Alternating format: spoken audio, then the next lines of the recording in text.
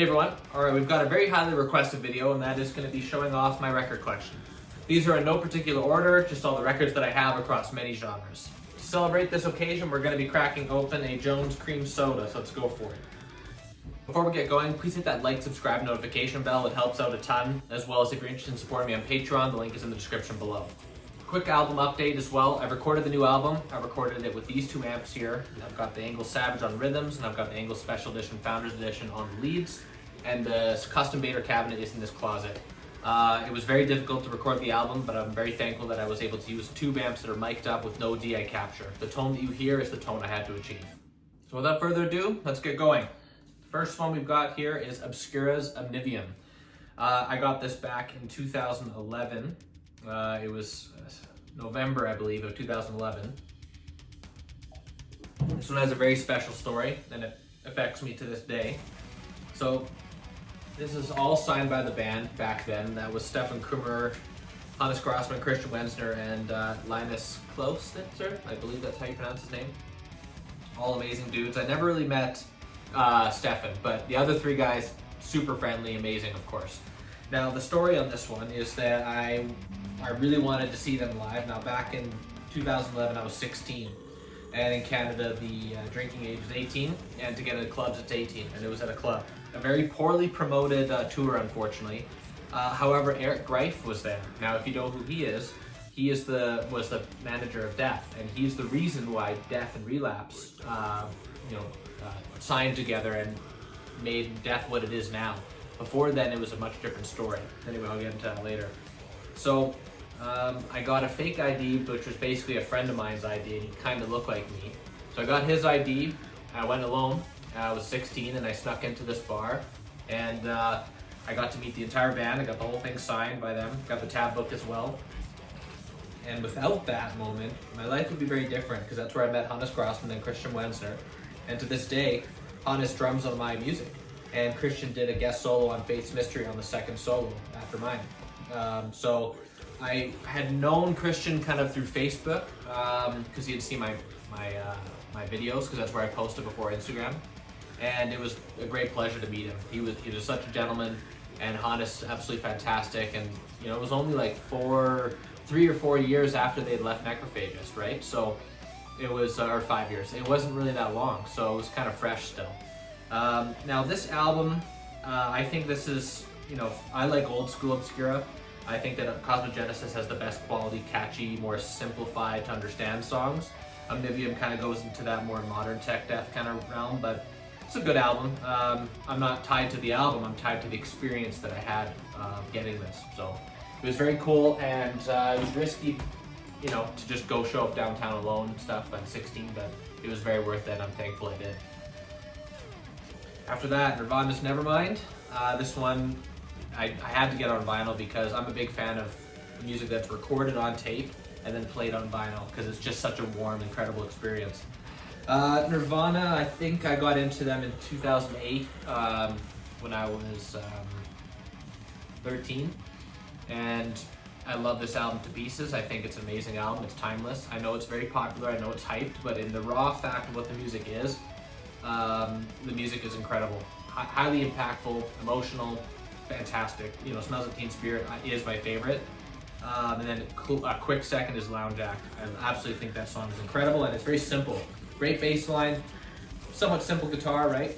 Or very simple guitar, and then just a great groove in the drums. It's just a three-piece that's fantastic. So, this whole album reminds me of the 8th grade, after getting into punk and then getting into this and stuff. I rocked this and skateboarded all the time. I love this album. Absolutely fantastic. Sounds great on vinyl. I do recommend listening to the Butch Vig mix, which is a very grungy sound. The Andy Wallace mix on this is way more appropriate in my opinion. So, very cool album. What do we got here? Shaky Graves. Got this for my wife. Saw him live. He's absolutely incredible. I'm not into this kind of music really, but I'm into seeing him again, that's for sure. It was awesome. I'm not a fan, and I don't know about anything about this guy. I just know that he's the real deal when it comes to a raw, authentic, awesome musician. Actually, what the hell is the name of that album? Movie of the week. Yeah, see, I'm a poser. All right. Sum 41, All Killer No Filler. This is probably highly impactful for a lot of you guys, so that are my age and older. So this one, gosh, my introduction of this was the movie Cheaper by the Dozen. Without that movie, gosh, holy smokes, I don't even know what my life would be like now, because that's where I think they had In Too Deep on that movie. They also had a few other ones too. I think they had like I'm Just a Kid, My Simple Plan, but this is absolutely a fantastic album. It's almost all killer. There's only a few songs, like All She's Got's just kind of whatever. But I think that's actually it. All She's Got is kind of the only one that's... All She's Got and Never Wake Up, those are just throwaway songs. Everything else is fantastic. You know, I listen to Nothing on My Back like crazy, so... this reminds me of... Well, here first, I discovered it, I believe, in 2004. So I was in the 4th grade. That was my first real introduction to finding music on my own. Like I had to find this album in this as a CD in the store back then. But I bought Does This Look Infected instead, and I was like, "Where's In Too Deep? I want to listen to that song." Anyway, that's before I knew how to go on the internet and stuff. So I had to find it, download it, and then I actually, got someone to teach me how to do it, and I burned the CD, and I burned the song In Too Deep on one CD, and that's all I had on that CD, and I would use my Discman at school and take a listen to it. It was awesome. Good times. This piqued my interest more on guitar back then, for sure. I didn't know how to play any of this stuff, or I didn't play guitar at that time, but yeah, amazing album. My favorite producer, Jerry Finn, had done this album. I don't think he worked with them again because they were dicks to him, but it sounds great. It's a little, at least on streaming, it's a little too thin and sizzly, so I'm not a big fan of that, but on vinyl it just sounds warm, cuts away all those highs and stuff, just fantastic. Jerry Finn knows how to make music, or knows how to produce, and then Tom Lord Alge did the mix, and he's fantastic as well. So yeah, this is just childhood, wrapped in an album, and I mountain biked to this song. Just fucking great times, absolute great times. Rest in Peace, amazing. I got this on vinyl because one of the highlight shows of my life was the Rest in Peace 20th anniversary tour in 2010 when I was 15. That was awesome. Gosh, what is there to say about this album? I think that this or Symbolic is the best best metal album of all time. I personally think that this is the best metal album of all time because it's extremely approachable compared to death metal or anything. So this would inspire more people because death metal, a lot of people won't even touch it, right? But they'll take a listen to something like this. The performances are incredible. Songs are damn near perfect. And seeing this in its entirety was incredible. I really remember Dawn Patrol. The bass on that was super cool. What else about this album? It never inspired me to play guitar or anything. It's just a great listener's album for me personally. Even though all these solos from Freddie Friedman really inspired a lot of people, they didn't really capture me. But they're objectively amazing. Great album, sounds incredible on vinyl. Definitely buy it. Nile, Annihilation of the Wicked. My opinion, their best album. I find it's extremely effective. I think it perfectly describes Nile. Every single song is just so them, polished in a way that is digestible. The songs are the songwriting quality is incredible. Very, very easy to navigate. My favorite, of course, Sacrifice Unto Sebek. Latch to the Slave Stick. I use that for tremolo picking practice all the time. I used to put this on and play Halo 3 online. So good, so awesome, great times doing that. I bought this in 2009. I collected a lot of this stuff in 2009 and 10. This was such a great album. I had I recently posted this photo of me with the Obscura guys at that show, and I was wearing a Nile Annihilation of the Wicked sweatshirt. Great album, love it. Burning Pits of the Duat, super sick. All of Carl's instrumentals that he does the Egyptian style, really, really moody, and I really encourage you to check out his solo project. I forget the name of it, but he does an entire album or a couple albums where it's just or instrumental, world music basically, and Egyptian style stuff. So super cool, love it. Alrighty. Blink-182, Take Off Your Pants and Jacket. Extremely important album for me. This is where I started to appreciate guitar tone. This was the first time that I was, it was 2006, so I was 12. And this album is so good. I freaking love this album. Probably, this isn't their best album that's coming up, but these songs are summer, wrapped up in an amazing record. Again, Jerry Finn had produced it. They recorded it on tape, excluding the vocals. Everything was, everything aside from the vocals done on tape. It has an extremely warm feel. I could go into an entire video that just talks about why the drum sound on this is the direction I believe that metal and what I'm doing should be going in. Because what's happening now with Blink-182, or even any other modern pop punk stuff, rock, metal, the drums are just extremely squished, pushed to the max, no life, no humanity to them. You can hear that Travis Barker is the drummer on this. It's not produced in a way that it's just this thickness that just is loud, right?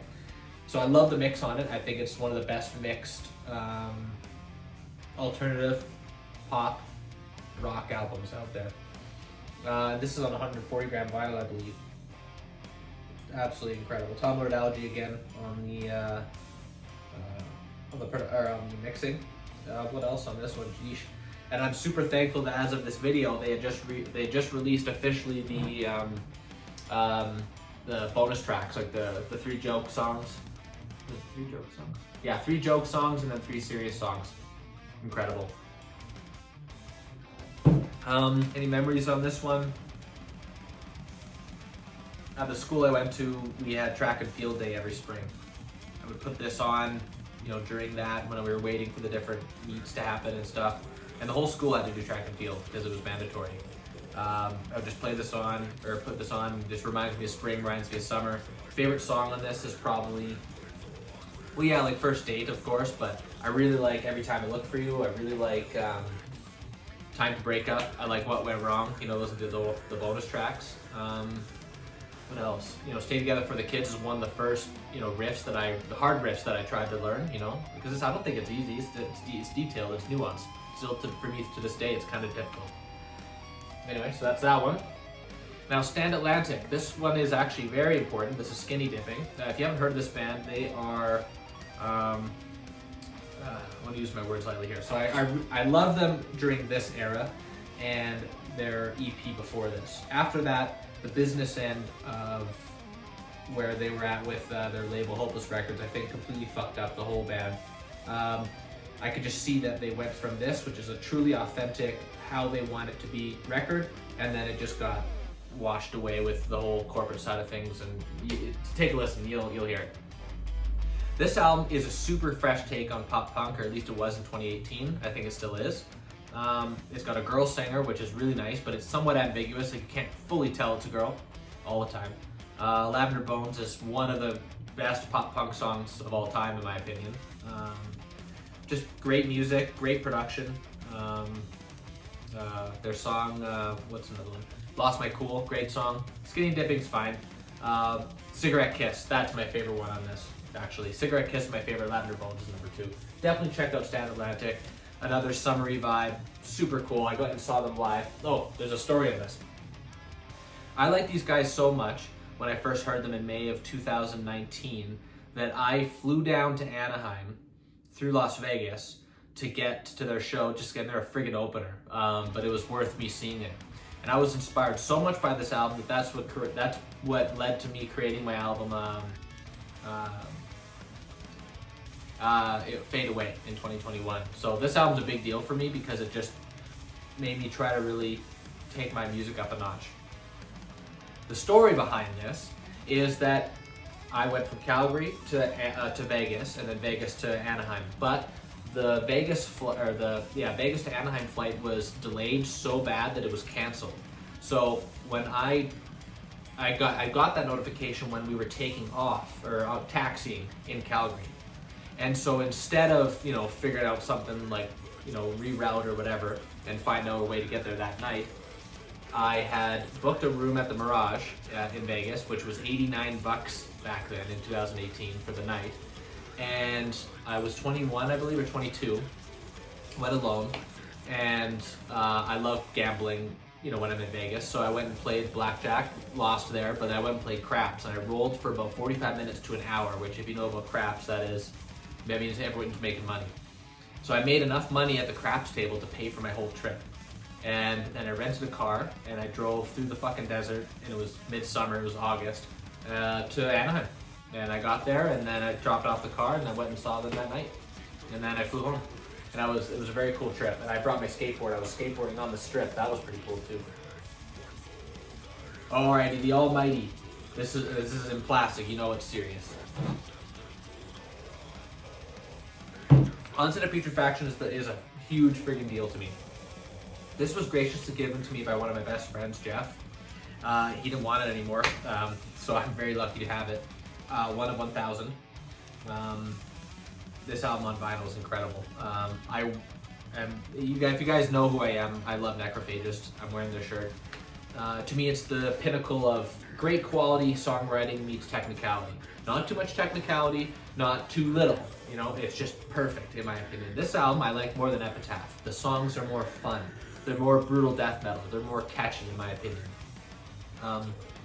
The mix that this has compared to the first one is much better. Christoph Brandes, who I work with to this day, actually, he's done 2.5 of my records, and he's doing this new one, of course. He's a wizard. He was, I think, like 22 or 23 when he remixed this. The new samples that were laid down on this from Hannes Grossman make this album timeless. Even though this is, you know, from the 90s and, you know, mixed in 2003, nothing beats it. I heard Epitaph stuff first, but I listened to Onset of Putrefaction in 2010 to 2011 every single day, and I didn't really listen to anything else.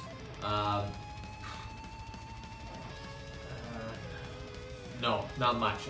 Maybe aside from, you know, playing some Annihilation of the Wicked or whatever, playing Halo. I listened to this on my iPod every day, and I studied the hell out of this. That's why I've absorbed, you know, Muhammad's kind of feel and hopefully kind of captured a bit of that, but also a bit of my own. I absolutely love this album. What else to say is this? It's got a tiger stripe look to it, really cool. Gosh, what else about this? I just can't recommend this enough. Like, try to find a physical copy. It's incredible. It's slightly, well, it depends on the record player you have, but mine plays it slightly faster, like 1% or 2%, and it just has this extra edge to it. I think that's pretty much it for that. I don't think there's any stories along with that either. No stories. Epitaph. Necrophagist, yeah. First song I ever heard from Necrophagist, first introduction of them was 7, which is the first song that was used on the Zyphos promo video. Without this album, you know, frick, my life I would be driving a truck or doing something else. This album, I didn't really like it as much at first. I felt the tone was too flimsy. I actually didn't really like the tone in this. iTunes back then, when you downloaded this album, I never had it on CD. When you downloaded this album on iTunes, it sounded like exceptionally thin compared to, and like just too narrow compared to like Onset or anything. This one's interesting. The sound of this is very separated. When you listen to this on vinyl, it has, like, you can hear everything so clearly. The streaming, it just doesn't do it justice. Yes, it was recorded digitally, there was no tape involved, but it still is a super warm and incredible experience. I ultra recommend this to be purchased on vinyl. I haven't heard the CD, but yeah, man, this is great. I bought 2 of these. One I overpaid for, and the other one I got at a fair price, and I gave that to one of my best students. So, gosh, what about? Yeah, like, you know, I play this stuff every day. Nothing's really changed in my life about my love for it since 2009 when I first heard it. Summer 2009. I first, what was it, June? I think it was June 2009 I first heard Necrophagist, and I was blown away how precise yet soulful it is. You know, it's kind of like a Porsche. where it's like it's very raw and rigid, but at the same time it's got the emotion. So that's what Necrophagist is like. It's the Porsche of death metal, you know. I've grown to love the tone of Epitaph. When you turn it up louder, you start to get some nice breakup. It was actually mastered quiet so that you get that breakup and get that clarity at low volume, but also high volume. We may be doing the same thing on the new record with Christoph. We'll have to see. But yeah, this album has affected so much change in the world, right? At least in our niche, right? I hope to make an album that's that important as well. This is, you know, Necrophagist is a really big deal to me. I don't think I need to go into too much more detail on that. Yeah, without it, I wouldn't have the Zyphos. I wouldn't, oh gosh, I wouldn't this, I wouldn't that, I wouldn't this, I wouldn't that. So, yeah, I learned all the Necrophagist material, starting with Fermented Awful Discharge from 2009 until 2011. And that's when I learned all the songs. Tried to get them as best I could. And then I started writing music myself during that time after studying a lot of the Necrophagist material. And it's really tricky, and I still struggle with, is making music sound like your own when you're super inspired by, let's say, Death or Necrophagist or whatever band. What else about Necrophagist? I never got to see them because I discovered them 1 month after they came to Calgary. I'm sure that if they played an 18 or older place, if I had figured out a way to get in contact with the owner of the place and I begged to do dishes or something, I probably could have seen them. Unfortunately, it's just never happened. But I do know one person that actually did go to that show here in Calgary at the Whiskey, and that's pretty cool. So, yeah, I owe it also. I want to cheers to Ahmed. I know he left us high and dry, but I want to cheers to him, thank him for the amazing music, and Christoph Brandes, who without him it wouldn't sound the way it does, and it wouldn't be, I don't think it'd be as impactful. And everyone else who made it possible, you know, Hannes, Christian, Stefan, all that. So cheers to Necrophagist, thank you so much, and yeah, moving on. This is Slinoplexia. It's a good friend and student of mine. He's got a black and death metal band. It's kind of a mix of, it evolves. He's got a new album that's going to be coming out here, or that they do. It's him and his wife and then another couple members. Amazing stuff, super recommended. You know, Exalted Despair. Sorry, I forgot the name of it here. Sheesh. Exalted Despair is really cool. Great sounds, really brutal. It's based out of Chicago and New York. So amazing North American stuff here. They put a lot of effort into getting their vinyl to look cool. Great art too, geesh. You know, take a look at this. So wanted to support him. It's a pleasure to be able to see the stuff that we worked together on, like technique-wise, during our lessons, and then that being applied to the recording sessions of their upcoming album, and just ideas that happened, you know, through this. But pretty cool. So, cheers to you, Daniel. Cynic. Trace in Air. This is probably one of the best. This is the best fusion album of all time, in my opinion. This is, oh gosh, great memory. So I like this so much because you know, as much as I like death metal, I like this a little bit more because I like melody. As you can see of the other stuff you've talked about, Blink-182 and whatever.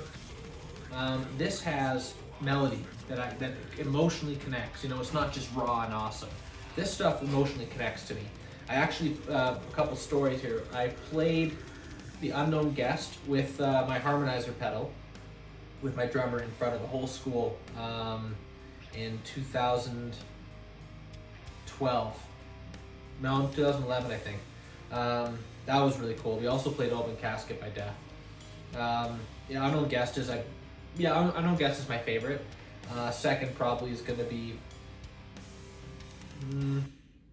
Integral Birth. Yeah, Integral Birth. You know, I love Evolutionary Sleeper too. Yeah, this album just emotionally connects. It sounds perfect. I don't know, you know, I don't agree with them having to remix it or anything. I think it sounded perfect as it is. And on vinyl, it's super special. You know, you get that emotional warmth to the music. Great art, super freaking cool. You know, psychedelic as hell.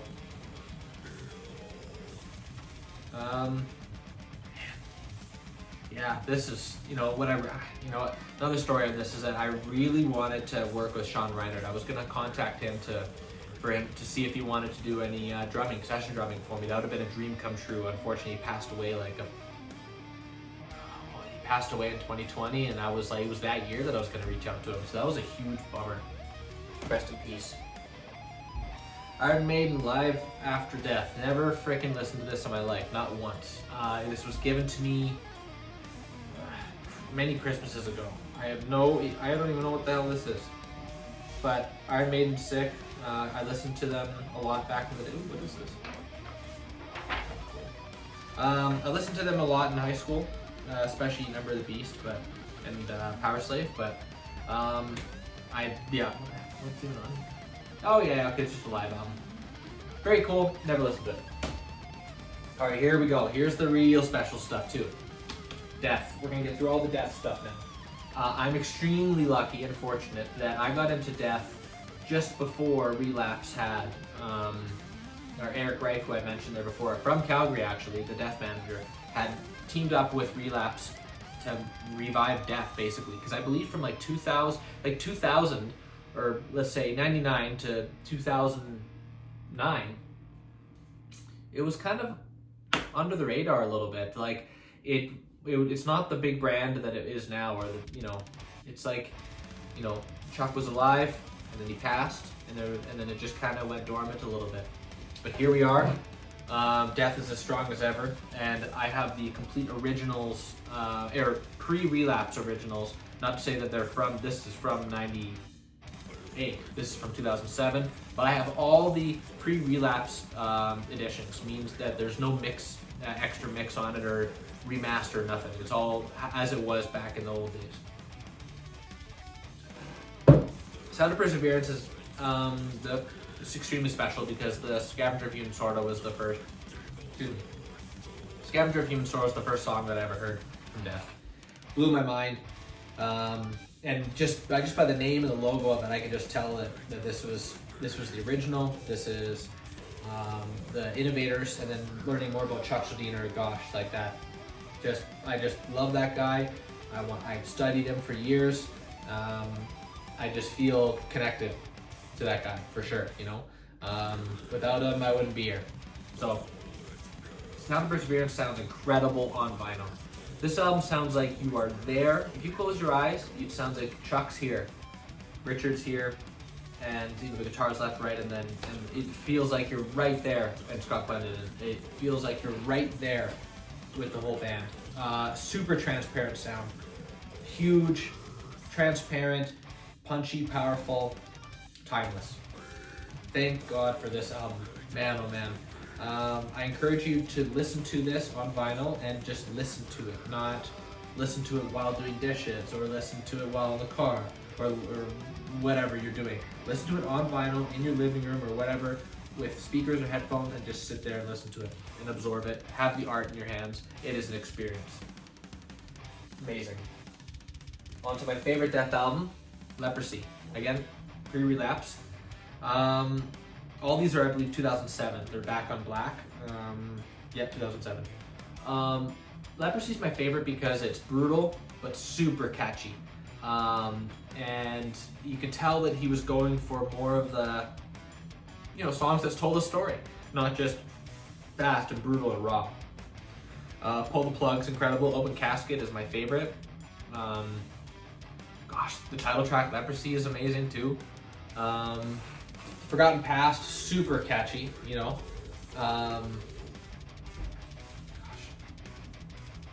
the top of my head, those are the ones that I love, the most. But I love every song on here, except for I'm not going out of my way to listen to Primitive Ways or Choke on it. They're super sick, but they're not highlights for me. But through and through, amazing album. Even though it's death metal and raw and aggressive, it still pulls on an emotional chord for me. Because there's melody into it, right? Chuck was right from the get-go was all about melody and great songwriting and catchiness. So the vocal lines are very inspiring as well. Unlike Epitaph doesn't really have catchy vocal lines that much. Onset does, but Leprosy's got really catchy vocal lines. You know, if imagine putting melody underneath it, you would it'd be a fantastic, you know, rock or pop song. Death Human, gosh. Second song I ever heard was Lack of Comprehension, and Human. I like this mix way better. This is, you know, the original mix, and it just sounds way more raw, just more emotional. I find the new one is cool with the drums and all, but or new one, gosh, it's 16 years old that they did that. But this album is, to me, probably the most perfect death metal lineup. You got Chuck, Sean, Paul, and then Steve DiGiorgio. Like that's about as good as it gets when it comes to a lineup. Sean's drumming on this is the best death drumming that there ever was. Tightest, and most importantly, or most impressively rather, is that he was 19 when he tracked this. I don't even know how you can get to be that good at 19. It's crazy. You know, Secret Face is one of my favorites. Interesting. Oh, there's a typo on this. It says, you know, See Through Dreams, of course. And you look at here on the lyric sheet, See Through Dream. Interesting. Flattening Emotions, you know, story-wise on that is very important to me because I wanted to, you know, pay tribute to Sean. On my album Repose of the Soul, the song Dawn, we introduce it with a complete homage to that. It's not identical or anything, but it's a complete, you know, honoring of that kind of drumming and his amazing impact with death metal. What I also like about what Sean Reiner did with this is that he had like one foot into death metal, the other foot into completely other music, and that's what gave it that width to it, right? It doesn't just have this I'm a death metal drummer sound. It's got this fusion-y vibe to it. It's got this, you know, width musically to it, artistically. So I apply that philosophy with all my stuff. Like all the stuff you ever heard of me is not exactly fully on the nose of just death metal or just pop or whatever, right? So great album. Good times. We played Lack of Comprehension with my band there back in high school. I didn't have the confidence enough to do vocals back then. I wish I did. But just great times playing Lack of Comprehension. Spiritual Healing. This, gosh, when I first heard this, especially on iTunes, it just kind of had this like super thin, flat sound to it. It didn't have a powerful vibe to it at all. The songs are incredible though. I absolutely love them.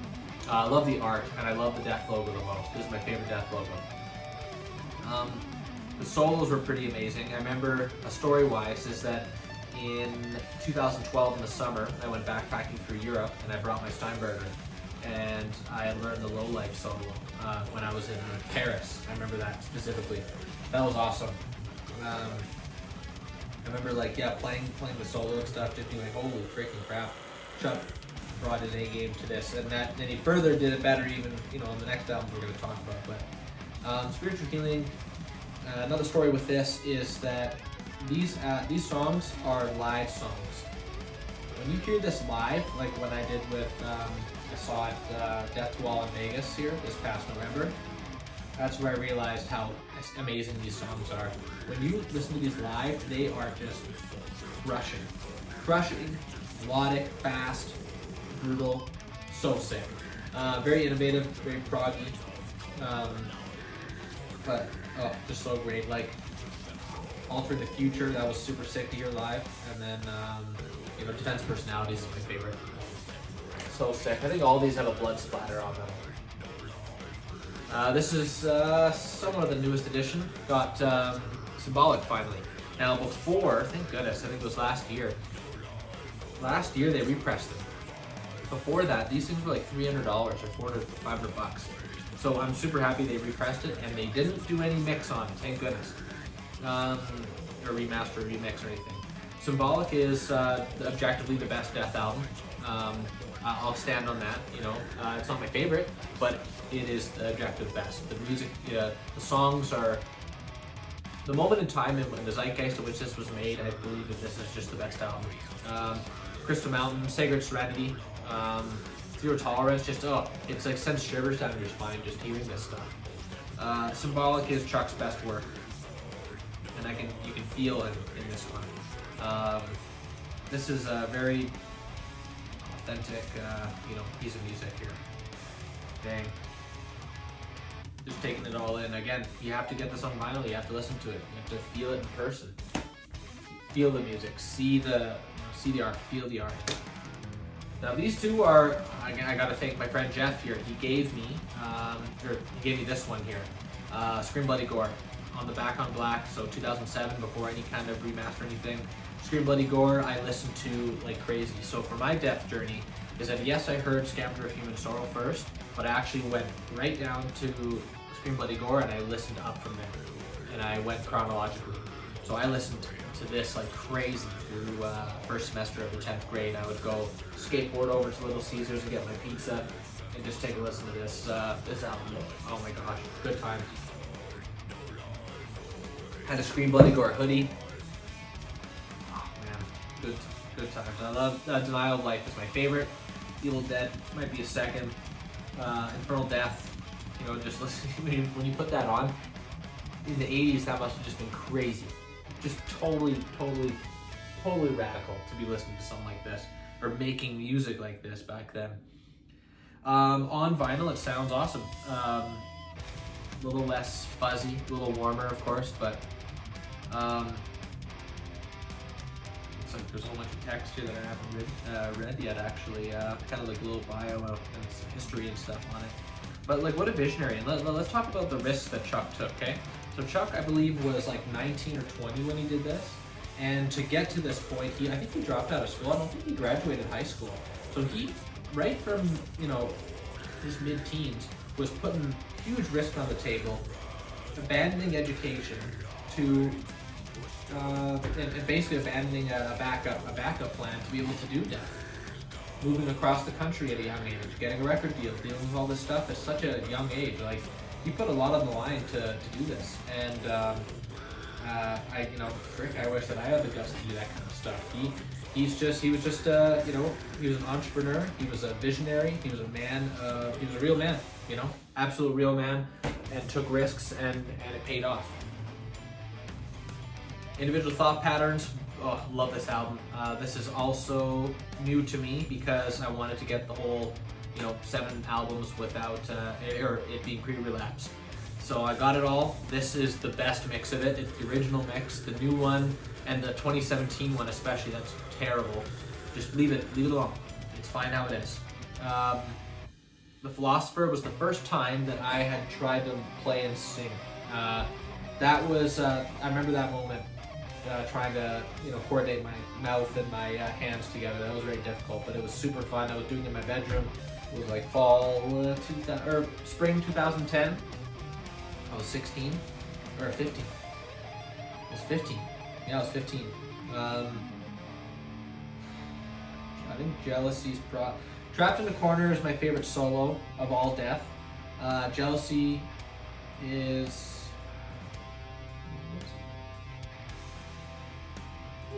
probably my favorite song on this, aside from The Philosopher. In Human Form, I'm just recently really appreciating. This whole album, it just has like such a cool artistic width to it. Human, as he described, is more of a kind of a straightforward road with some curves. This is very windy, takes you different vibes, different directions, and it's got that emotional impact and stuff on it. I think this is one of the best band collage photos I've ever seen. There's something about his Chuck's art and how he chose everything and how everything is laid together. It just has emotion to it. You can feel it. That wraps up Death. Death is extremely important to me. On my signature guitar here, the Mercy Giver, Born Mercy Giver, sorry. I got the Death logo there, but you can see it. It says "Let the Metal Flow." So Chuck's really important to me. I know there's other musicians out there. I know there's other music out there. I just don't really give a shit most of the time. I care about Chuck. I care about Muhammad, and I like to study those two. I like what I like, and there's still more to learn, So, cheers to Chuck Schuldiner. Cheers to the whole family, the Schuldiner family. And I guess, a quick wrap up on that. The reason why the new album that I've recorded and that's going to be coming out, the reason why that exists is because of watching the Hulu documentary, of Chuck Schliener and his life and family. So please watch that. It has changed my life, and I hope that this album can maybe inspire someone to pick up the guitar or whatever. So that's how you try to affect change in the world. Cheers to Chuck. Behemoth, The Apostasy. First song I ever heard from Behemoth was Pazuzu. And I was like, holy shit, this is cool. And Pazuzu is, yeah, it's on this one. You know, Behemoth's cool and stuff. I respect him lots. I just don't really listen to him a lot. Like, they're really cool, and the art's cool, and everything's sick. I just don't listen to them a ton. I saw them live in 2014. I went to the Backstreet Boys, I believe, a week earlier or 2 weeks earlier, and then I went to Behemoth, and it was so cool to kind of see that contrast. But it was, yeah, it was a great month for concerts. I haven't listened to this one too much. I like the earlier Behemoth stuff for sure. I think this is 2004,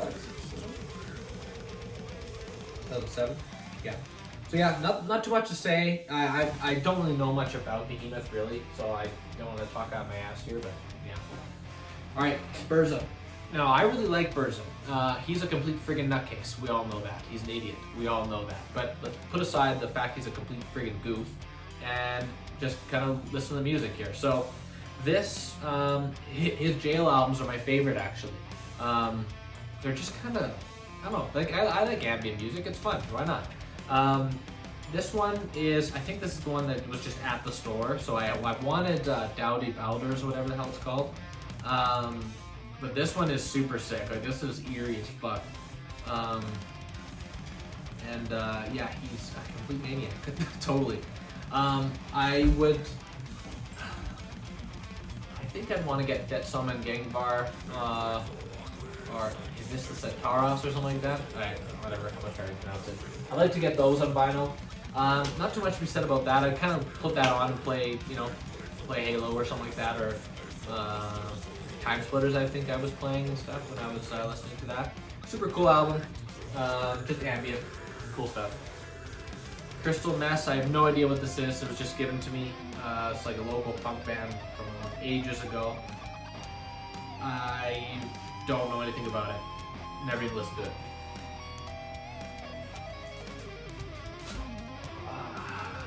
Nile.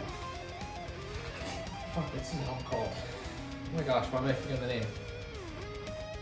Amongst the Catacombs of Nefer and Ka, of course. Duh. So, I don't know much about this album. I actually haven't listened to it a ton. I would put it on and play it, but like I'm not like studying the album or anything. I got a shirt of it because I went to their show and I saw them in North Carolina the first time. What I love about Nile is that, you know, just like Annihilation of the Wicked, but they've got identity. It's unmistakably Nile. And it's not just Egyptian sounding death metal, like it is that in many cases, but it just got this Nile stamp on it sonically. You know, visually, of course, then you get the Egyptian vibe going on, of course, but in lyrics. But the whole, I don't know, just the fact that Carl and everyone else have just established like what the Nile sound is. Like there's this, the sound of the drumming is like a certain way. The sound of the vocals, sound of the guitar riffs, the low drop A, and all that stuff is super sick. But again, don't want to talk on my ass too much. I haven't listened to this as much as I should, but I do have it, and it is freaking cool. Because again, like I kind of just bought records back then. I think they were like $20 in like 2009. Like they weren't that bad, you know, not like nowadays. City in Color. So City in Color is my wife's favorite band or singer, and I didn't know much about him at all. I'm not like a fan or anything, but I'm a fan now after actually seeing him live. This guy, it was, you know, originally from Alexis on Fire. Dallas Green is legit. He is probably the best. He is the best singer I've ever seen. He's the real deal. I would go to see him anytime he comes to Calgary. I'd go see him anytime if I was on holiday and he was playing in that city. I'd go see him. He's an incredible musician. Talk about transparent music. He sounds identical from album to live, and I appreciate that big time because that's how I like to, you know, run my music. In my past, of course, that's not how my music was, but going forward, I want my music to have the sound of, as it sounds on the record, it'll sound like that if I play it in the Repose or whatever, or play it on the street. So Big up to Dallas Green City College is absolutely incredible. And that one's called If I Should Go Before You. Again, I don't really know these albums at all, but just amazing. And then this one as well, another City and Color one. Love Still Held Me Near. I got this for my wife for her birthday. This one's cool. Fleetwood Mac. This is original. This is from 74 or 76. No, 74. 75. Jeez. This is from 75. This was my uncle's. He gave this to me. He bought this brand new in 75. And I'm fortunate to have it now. And it sounds so good. I think Fleetwood Mac is fantastic. Yes, I came up from the punk roots and those kind of guys hated Fleetwood Mac. I love Fleetwood Mac. I think they're great. Rhiannon is one of my favorite songs. Or no, Rhiannon is my favorite song from them. Second is Go Your Own Way. You just put this on and cook or do dishes. It just passes the time beautifully. So, love that album. It sounds great. Blink-182 self-titled. This one is sick. This is an important one, so it's probably important for a lot of people. This is what happens when a band is focused on the quality of the songs and not worrying about any kind of boundaries or any corporate boundaries, which would have been very tough to do because labels, they tell you what to do. We need this kind of a song. It's missing this. Also, this instrument is in demand, so you're going to need to have this trap hi-hat be played on at least 3 songs. Stuff like that. Like, I don't get that at all from this. I've watched the documentary on how this album was made. Every song was done from scratch, meaning they didn't just keep the same mic setup for the guitar tone. They changed it every single time, changed the drum sounds per song, changed everything. Each song is its own unique thing. Yet, the whole album sounds cohesive. Feeling This, I've listened to a lot. I think the top most played songs ever in my entire life is Feeling This. Oh my gosh, yeah, I love it. I used to deconstruct that song like crazy and make like little garage band edits and stuff. That's kind of my first experience into like trying to learn how to engineer music, I guess, or like record stuff or whatever. This album's so good, oh my gosh. This reminds me of the 7th grade, 2006 into 2007. Gosh, good times. Obvious was probably one of the earlier as well, Stay Together for the Kids, one of the earlier guitar riffs that I ever learned. Obvious is fantastic. I Miss You, gosh, Violence. I remember learning Violence. I got that, I got this on, I got a tab book of this. Down, gosh. Asthenia, Always, Easy Talk. Yeah. I love these songs. They're so good. I listen to this day. This is probably one of the more played non-metal vinyls that I have. Yeah, gosh, I love Blink-182. I think they're one of the best bands in the world for me personally.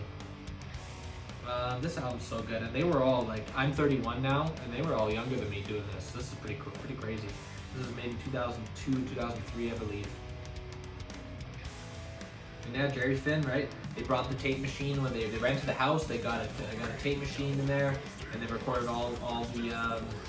Again, I think it was all the guitars on tape, maybe the drums on tape too, and bass, but not vocals. I think for editing purposes, because their voices are super edited. So, gosh, I love that album. So good. This is also new.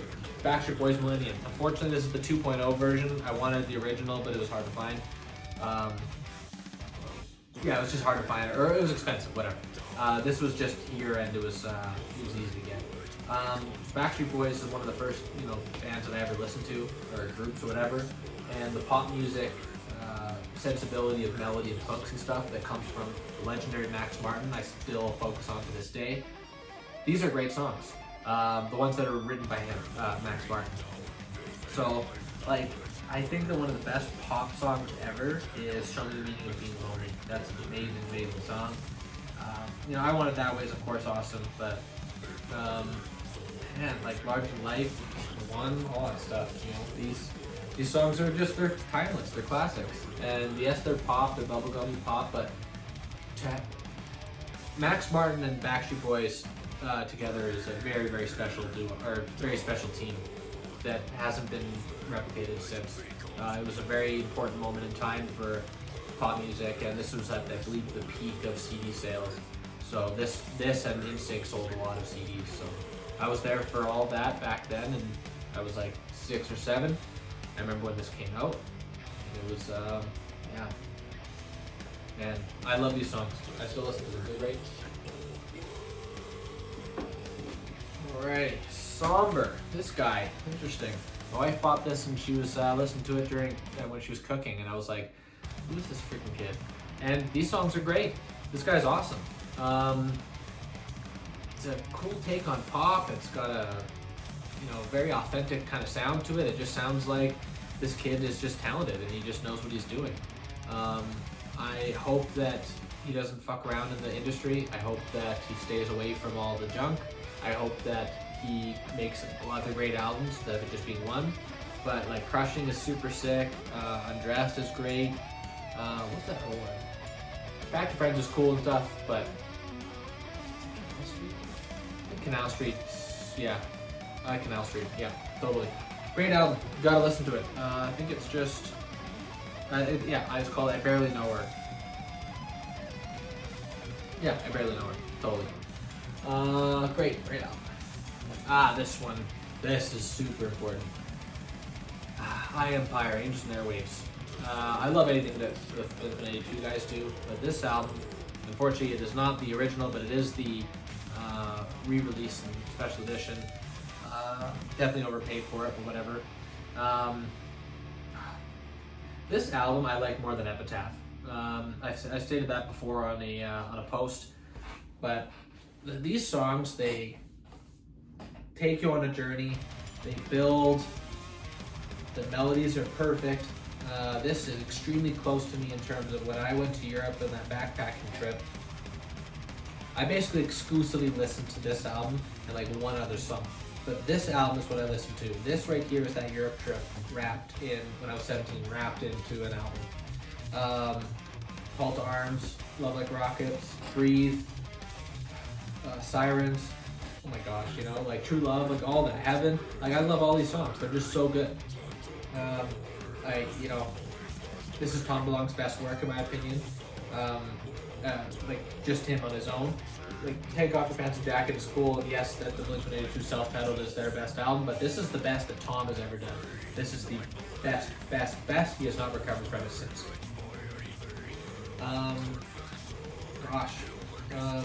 Stories with this, man.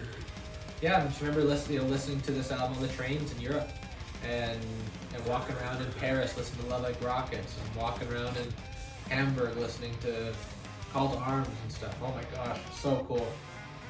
Again, you weren't there, but like, I think you know what I mean when you listen to music that has effects change in your mind or in your life. Just super cool, man, oh man. So thank you to Tom DeLonge for these. It was absolutely great. High Empire, gotta check it out.